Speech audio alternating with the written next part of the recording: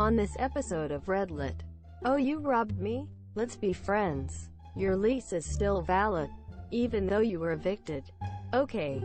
Oh, you robbed me? Let's be friends. When I was college, I had my wallet stolen. This is where my 6-month revenge story begins. At the beginning of the fall semester, I was working out in the college gym one morning and realized when I returned that my wallet was not in my pants, that I had left in my locker. Assuming that I just left it in my dorm, I didn't think too much about it and went to lunch. When I got to the dining hall for lunch and sat down with some friends, I heard that some other people who had been to the gym recently were missing things: watches, cell phones, wallets, etc. One of my best friends was missing his phone, and we realized we had been robbed and spent the rest of the meal bitching about gym security and just accepting our fate. I later learned this sort of theft from the gym locker rooms had been going on for months. This is important later. Later in the evening, we were sitting around playing FIFA, and tried calling my buddy's phone just to see what would happen. It rang. The idiot thief didn't turn off the phone, and we basically called him 100 times because we knew there was a limited amount of time to get in touch before the phone died. This was before Find My Phone was as widespread as it is today. So we were bummed when the thief never answered the phone. About to give up, I received a text on my phone reading, "What the fuck, stop calling me." Perfect. I text back saying that I was trying to reach my buddy who had had his phone stolen, and that I had recently lost my wallet as well. No response. I text again saying I don't really care about the cash or the wallet, but my ID was going to be pain to replace because I am from a state halfway across the country. The thief starts texting back, and to be honest, I was surprised by how empathetic he was being with me about getting robbed. I started sending friendlier and friendlier texts, saying things like, "You're actually a pretty cool guy and I get why you would steal these things just laying around." When he apologized directly, I was like, "Forgive and forget, man. Don't worry about it." At this point, my only goal was to get my ID back. After texting for a while, I realized that the only way this guy would meet up is if he had something to gain. So I started asking over text if I could pay him for the stolen stuff. He wasn't very interested in that, probably because we didn't offer enough money. But eventually the conversation led to drugs. Now, this was after like 10 days of texting back and forth, so it wasn't super abrupt because we had talked about parties, drinking, smoking pot.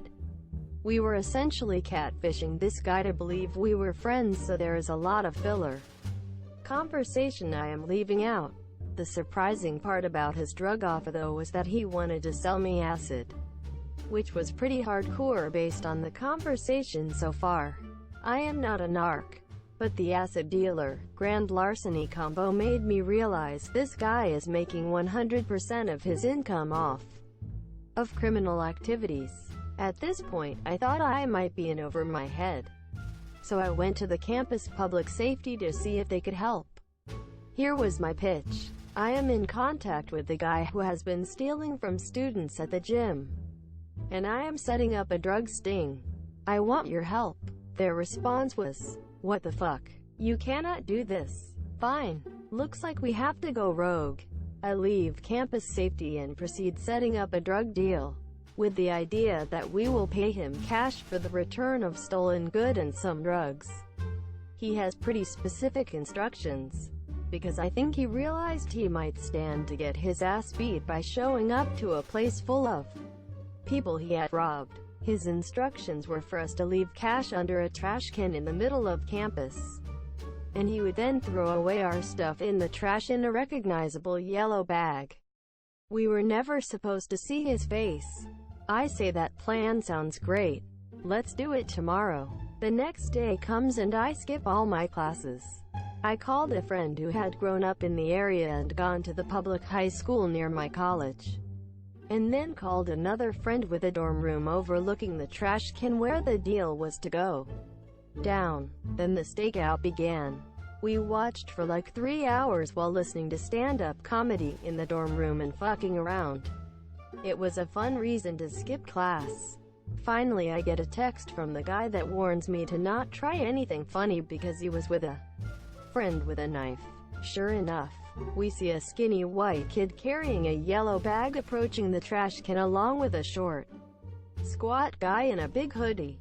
I call the stolen cell phone, and can see the guy pick up. The next words I said were a total lie, and probably risky to our overall plan, but ended up working out. Hey man, I called the cops and they are on campus looking for a guy with a yellow bag. There is no cash under the trash can. But if I were you I would ditch the bag and get out of here. He cussed me out, dropped the bag where he stood, and started running into the woods. What he didn't realize is that we were only like 30 feet away in a second-story dorm room and my friend from the area recognized him from the relatively small high school they both attended. She was like, "Holy shit, it's Cletus." Quote. Obviously I am using a fake name here. But honestly Cletus is not that far off from the hillbilly-ass name this dude actually had. We go down to collect the yellow bag, and find my ID, credit cards, my friend's ID, and no drugs. The lack of drugs was kind of a relief when the next part of this story started going down. It is also important to note that my friend's cell phone was not returned in the yellow bag even, though that was the original deal. So now I have what I need for real revenge. I skip campus safety this time and go straight to the actual police and tell them the whole story, minus the drugs part. I give them the returned stolen goods, the phone number and some account information for the stolen phone, and the name of the thief. The stolen goods and the name were the only things they really needed to go find this guy. But the phone really sealed the deal for poor Cletus because they ended up finding it on him this year. I give my statement to the police, get my ID, and my friend gets his phone. All of this happened over a few weeks. We celebrate our victory, and life goes on. 6 months later, I get a letter in the mail. It turned out that Cletus' home had a shit ton of drugs in it, and a shit ton more of items reported stolen by students. A lot of the stuff stolen from my classmates was returned, and I was given notice that a restraining order had been filed on my behalf that was to keep Cletus 500 yards away from me. I wasn't too worried about keeping my distance though, because the letter also informed me that Cletus would be spending the next 36 months in prison for the shit they found in his home. I would be long graduated and out of Dodge by the time he was released. The final kicker was that I also received a check for just around $180 for the wallet and cash stolen from me that were never recovered, paid for by hours of labor from Sweet Cletus. TLDR. Guy robs me and a friend. We catfish him into becoming our friends, arrange a meetup, and fuck his life. Your lease is still valid, even though you were evicted. Okay. Originally posted on Malicious Compliance. https www.reddit.com/r/malicious compliance/comments/cl mo4/year_still_valid_v_w. I'll try to keep the details vague enough to keep me anonymous. Hence the dummy account. This might be a little long, buckle in. I am the landlord of some apartments in the city. I sign the lease agreements and go over the basics with tenants, although they don't usually want me to spend hours delving into the fine print. 99% of the time, it's a breeze, and everything is fine. One lady, let's call her Karen, had been paying her rent via a new bank account and new checks for the last several months. All of the sudden, we got several chargeback fees on our account. She had put a stop payment on the checks and closed the account. I immediately called her, greater than me. Hey, Karen, it looks like your checks bounced for the last few months.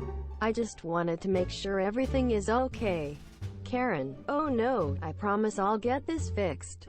Me? Okay, you've been a good tenant in the past, so I'll give you a month. Needless to say, a month passed, and she didn't pay. So I called her again.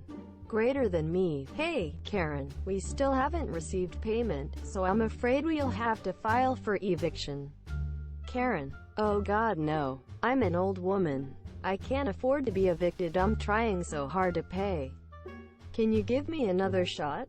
Me? As long as you pay before the court date, the eviction doesn't have to go through. The court date arrives, and guess who hasn't paid yet? At court, the judge rules for a 24-hour notice to vacate. Karen, in tears, comes up to me afterwards. Greater than Karen, can you please give me another chance? I can't afford to go anywhere else. Me. I'm sorry, Karen, but the only way I could do that is if you paid off the debt. Signed a new lease agreement, plus a first month's rent, plus a new security deposit. And I don't think that's going to happen. Goodbye. So I left, and I thought that was that. My maintenance guy would come in a few days to do the inspection and clean up. And then we'd put it on the market. He shows up a few days later, and there's a problem this year. They're still there. So I call the sheriff to schedule a set out. A problem, though. According to the sheriff, the 24-hour notice was no longer valid, as we had struck up a deal afterwards. So the court had reversed the eviction decision. I had no recollection of having decided that this would happen. I called the court, and they informed me that the eviction was no longer valid, as apparently, I told the sheriff that I was giving her more time, invalidating the decision, etc. What happened was that Karen had called the sheriff, and told him that the court had reversed the decision, because of a non-existent deal.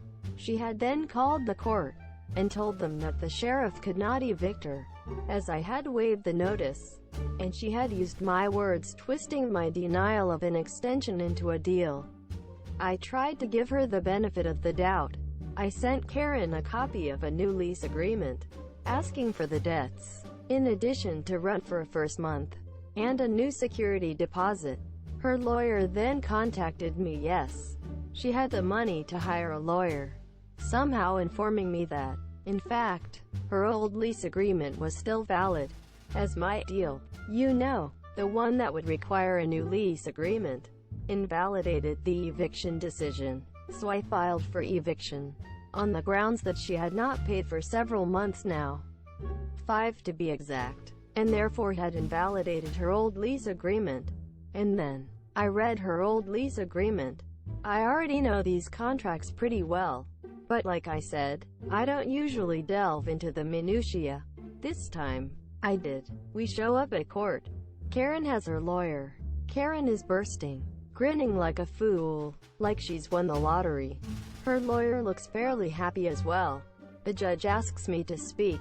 Greater than me. I would like Karen to leave the apartments, but she is refusing, despite the fact that according to the court's last decision, she should have left over a month ago now. Judge and Miss Karen. Lawyer. Miss Karen cannot be ejected from her home without a new notice. Yes, she has not yet paid past due rent. However, she and the landlord struck up a deal, giving her the time she needed to pay via verbal agreement. This deal, made directly after the last court date, invalidated the last decision. So Miss Karen will require a new decision, and therefore, a new notice, before she can rightfully be evicted from her home.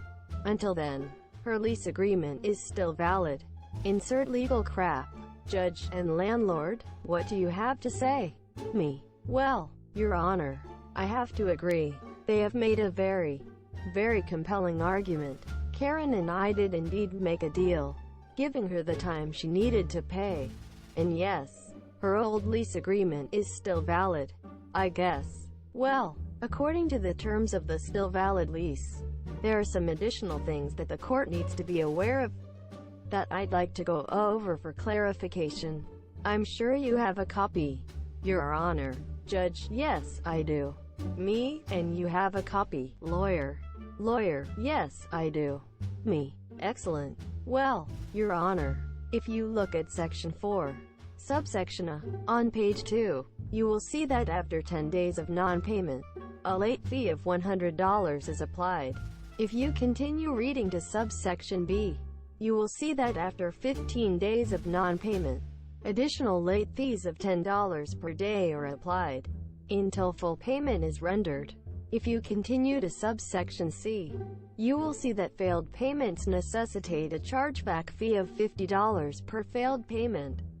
If you will continue, Your Honor, to page 4, section 7, subsection F, you'll see that if a tenant is in any way responsible for a loss of rent, including leaving an apartment in less than move-in ready condition, failed payments, or, lastly, refusal to vacate in the case of an eviction, the tenant is responsible for payment of said loss of rent, in addition to any other debts owed.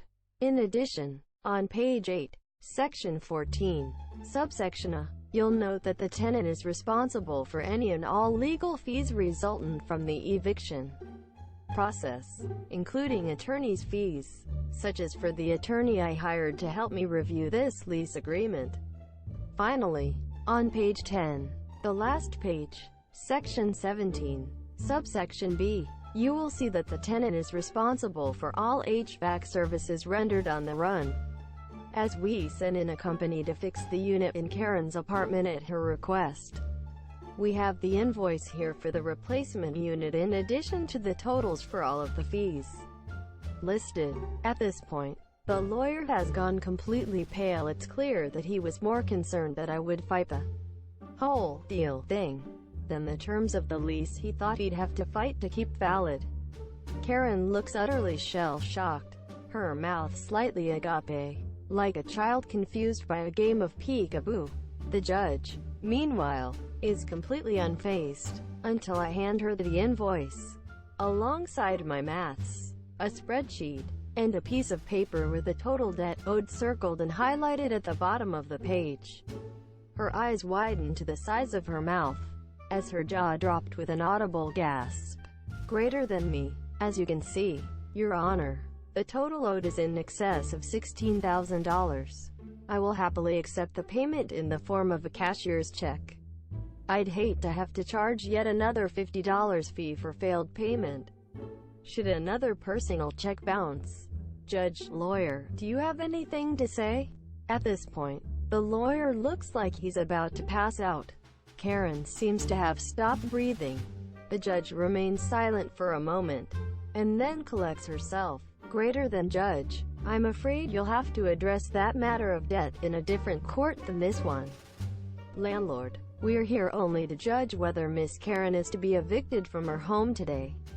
Me. Oh, if she wants to stay, I'd be happy to let her, as long as she agrees to continue to abide by the terms of the lease agreement, specifically those clauses outlined above, and pays the debt owed today.